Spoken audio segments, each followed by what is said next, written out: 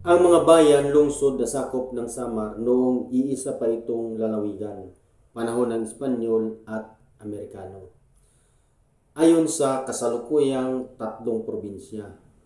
Pero tandaan, lahat ng ito ay dating Samar o noong iisang lalawigan pa ang Samar. Mga bayan sa dating Samar ayon sa kasalukuyang probinsya.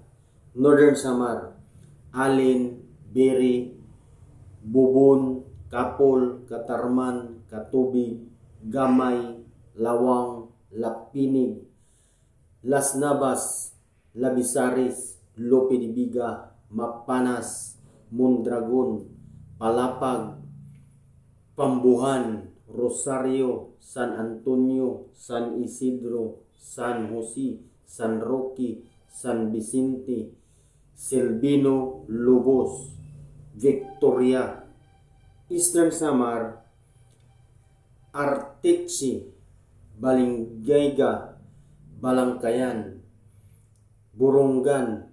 Ito ang dating bayan na ngayon ay lungsod na or cities.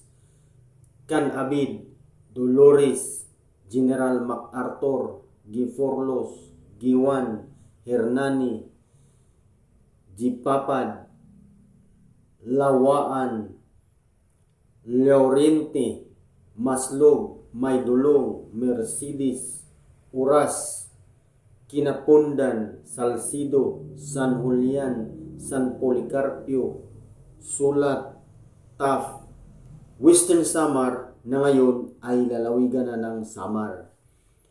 Ang Almagro, Basi, Calbayog, dati itong bayan na ngayon ay lungsod or cities na.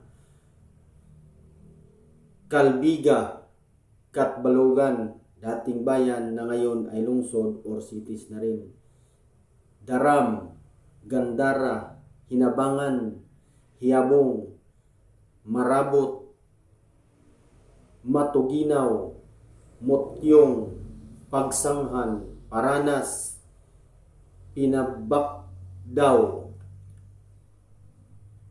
San George, San Jose de Buwan, San Sebastian, Santa Margarita, Santa Rita, Santo Niño,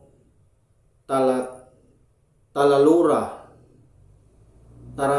Tarangnan, Villarreal, Sumaraga.